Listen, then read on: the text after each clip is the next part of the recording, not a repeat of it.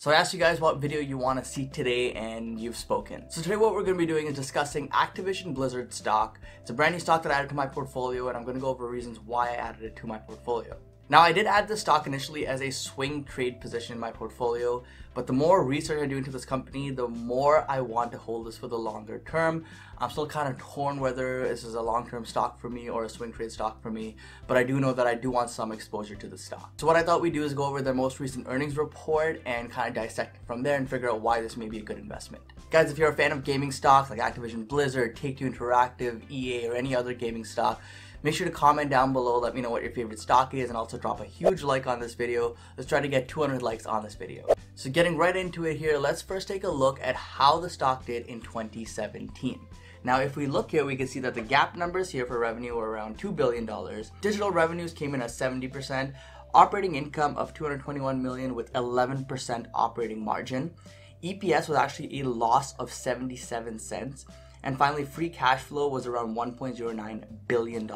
Now what I thought we'd do is actually compare this to what Activision projected for this quarter that they just reported back on November 8, 2018. So as you can see, their projections were that the revenue was going to come in around $2.2 billion. Operating margin was going to be around 21%, and EPS was going to be around 43 cents. All good growth year over year. Well, after Activision reported this week, this is what their actual results were, and it was much better than expected. So revenue first off came in at $2.38 billion, which is a 19% increase year over year. Digital revenues rose from 70% in 2017 to 75% in 2018.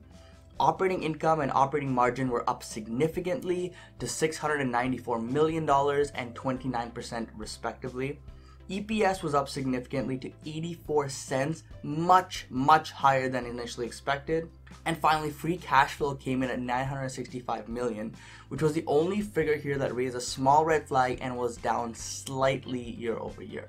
And now if we just compare how fiscal year 2018 went compared to fiscal year 2017, we can see quick comparison, revenue was up nicely, operating income and margins was up, and EPS was also up significantly. So overall, this was a solid year for the company Activision Blizzard. So one of the biggest things that actually has kept me away from investing in the stock in the past has been their large debt load.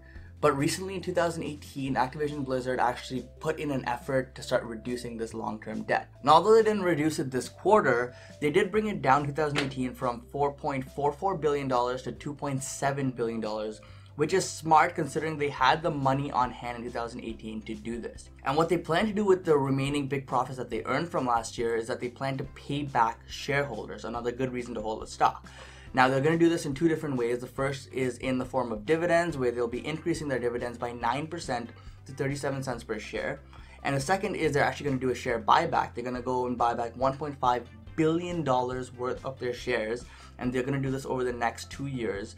And it makes sense because the stock has dropped significantly over the last few months, and it's maybe a great time for them to go back and scoop up some of their shares. So now a little bit of history lesson here in Activision Blizzard. If you're not aware of the company and how it works, what it does, different parts of the business, pretty much what it is, it's a gaming company that's broken down into three segments. So there's the Activision brand, there's the Blizzard brand, and then there's the King brand. And here you can see kind of a breakdown of how each of these segments contributes to the business. In 2018, all three of these segments brought in over $2 billion revenue each.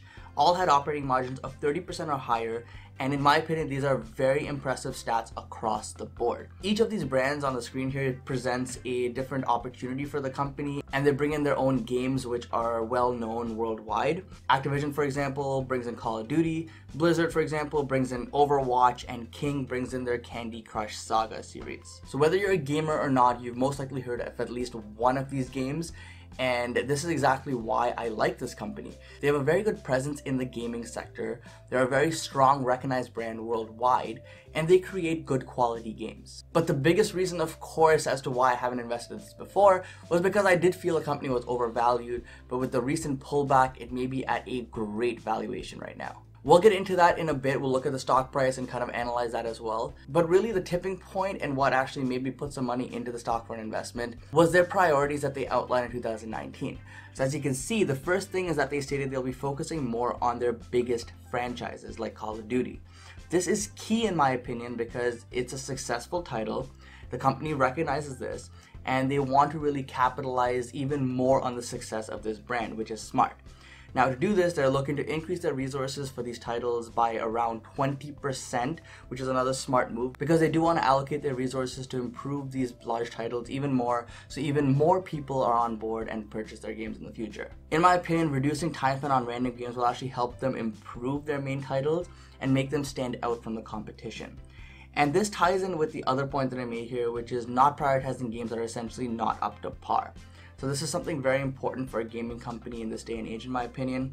And their biggest threat here, which I think is Take-Two Interactive, has already implemented this model in the past, and it's actually helped Take-Two become a very highly profitable business that churns out very high quality games. If you ask any gamer out there, they'll most likely say the highest quality games come from Take-Two, followed by Activision, and then finally you have EA at the bottom of the list there. So in my opinion, if Activision Blizzard can follow suit here, kind of do what Take-Two has done, they too can be seen as a company of quality games, not just simply another gaming company. So with all of this good news, why in the world is Activision Blizzard stock down over 50% from its all-time highs? The stock hit a peak of around $85 a share in October 2018 and has since crashed significantly.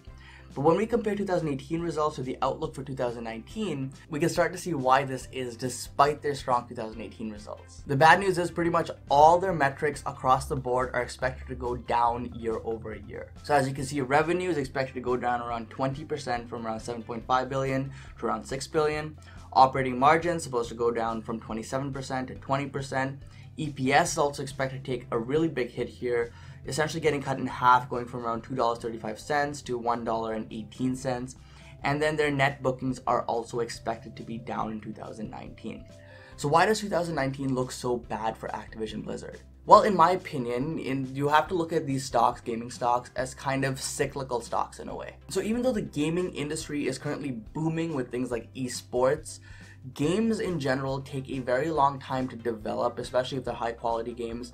And of course, while they're developing these, they typically don't have time or resources, or they don't want to invest in other games because they want to make that current game that they're working on as good as possible. Now also in 2018, a lot of these large gaming companies released their largest titles that they have in the last few years.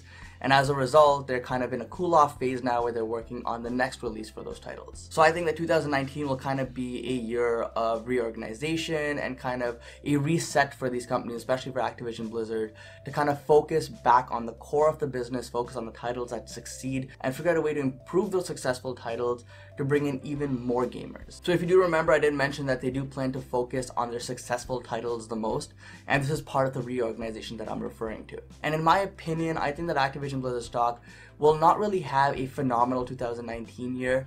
I think the stock at around $40 or so is a pretty fair value for the stock. I don't think it's going to go much lower than that. But on the flip side, I don't think it's going to go as high as $85 a share again this year. Now that doesn't mean that I don't think it's going to reach that price ever again in the future, but I think 2019 will be kind of a slow year for the stock, which is perfect for those looking to build a big position in a very strong, recognized brand. Things are kind of slowing down in this industry, especially with this stock, and as a result, you do have layoffs that unfortunately occur. So Activision Blizzard did announce that they will be laying off around 8% of their workforce, which equates to 800 employees, in an effort to cut costs and once again focus on their core titles. They also plan to reassign remaining employees to focus their efforts more on their bigger game titles like Call of Duty. Now looking at Activision Blizzard's charts here, we can see that the sell-off, in my opinion, like I said already a couple times in this video, is incredibly overdone, and we may have found a bottom here for the short term at the 100 moving average on the monthly chart. You can also see from the weekly chart here that we're below the 200 moving average, and in the shorter term, I believe we will come back to this level, as that seems to be a major level for the stock. Now looking at the daily chart, we can see just how stretched this sell-off is. In just a few months, we've corrected more than 50% in this stock. And in my opinion, this is severely overdone, and I think a retracement to the mid-50s is definitely likely. But remember, that's just short-term speculation. Anything can happen in the short term. But when we look at the longer term for this stock, maybe 3 to 5 years, I do believe the stock will be much higher then than it is now. Guys, hope you enjoyed this video. If you did, make sure to drop that like down below. Let's get 200 likes on this video. Really appreciate you watching. Hope you learned something from this, and don't forget to invest positively. Peace.